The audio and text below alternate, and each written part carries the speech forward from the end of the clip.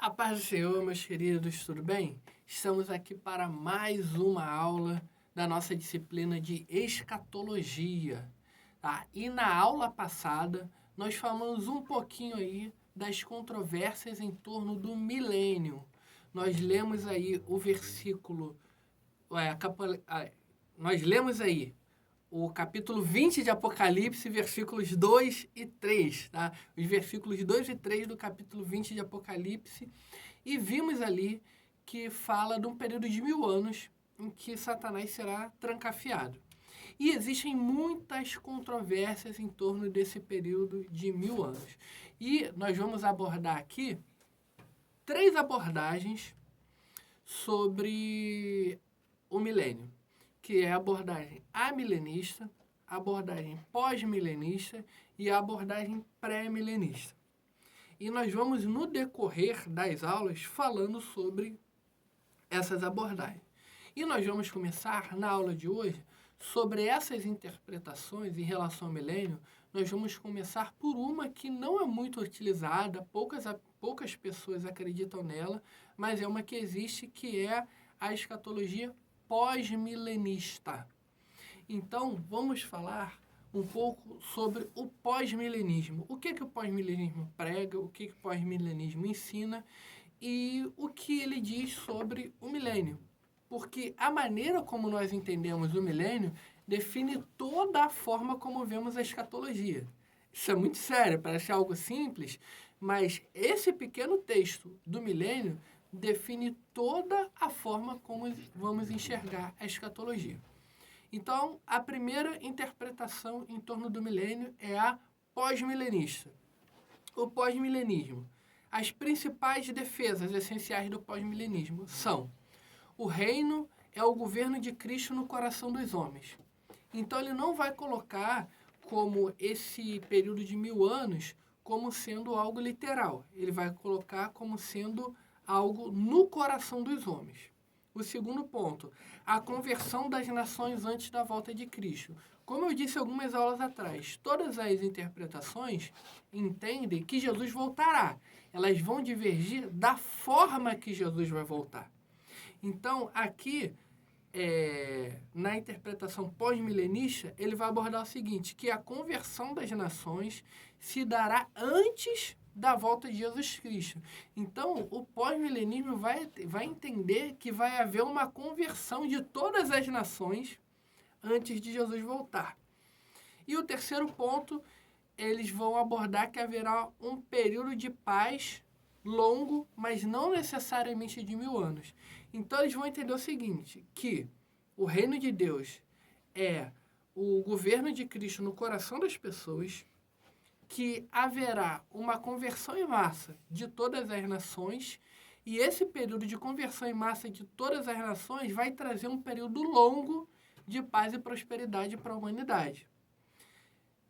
Isso é um pouco dos ensinos do pós-milenismo. Quando nós vemos tudo isso aqui, os ensinos dele, e se nós formos abordar de maneira séria a questão do sofrimento do ser humano no mundo, nós vamos ver que essa questão do pós-milenismo, ela não se aplica. Tanto que ela é uma visão que já caiu em desuso. Mas, como vocês são seminaristas, é importante vocês saberem da existência dela. Tá? Então, esse período de 1000 anos é um período de paz e de prosperidade que não é necessariamente de 1000 anos, mas vai ser um período longo. É assim que eles entendem. Defesas essenciais também, continuando.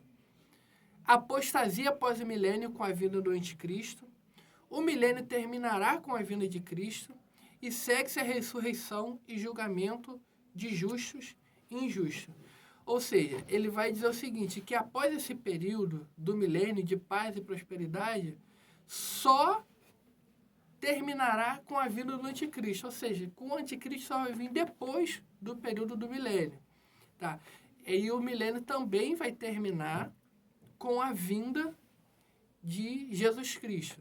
Tá? Que quando o anticristo surgir ali para tentar destruir as nações, Jesus vai voltar e vai derrotar o anticristo. Tá? E depois disso vai seguir aí a ressurreição e o julgamento de justos e injustos. Bom, então, essa aqui são os principais pontos, abordando de uma forma geral, aí do pós-milenismo. Tá? Uma segunda abordagem, que nós vamos ver aqui de interpretação, é o amilenismo. Se nós vamos ver, o amilenismo, o prefixo da palavra amilenismo significa literalmente não milênio.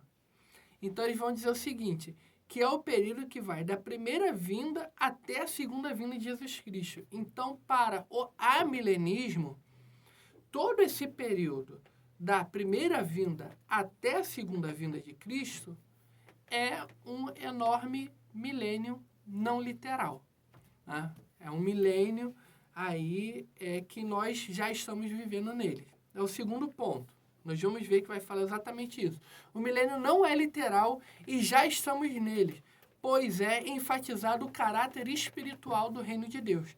Ou seja, para o amilenismo, não haverá um período de um milênio literal, nem um período de paz e prosperidade. Para o amilenismo, essa época que nós estamos vivendo já é o milênio.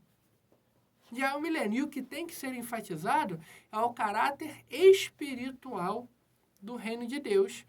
E essa questão futura do milênio, ela não existe para o amilenismo. Ela não existe.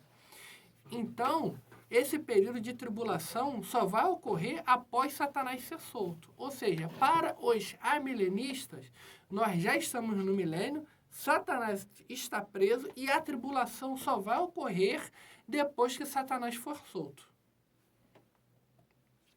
Ainda, os amilenistas dividem o livro do Apocalipse em seções que se encaixam na história.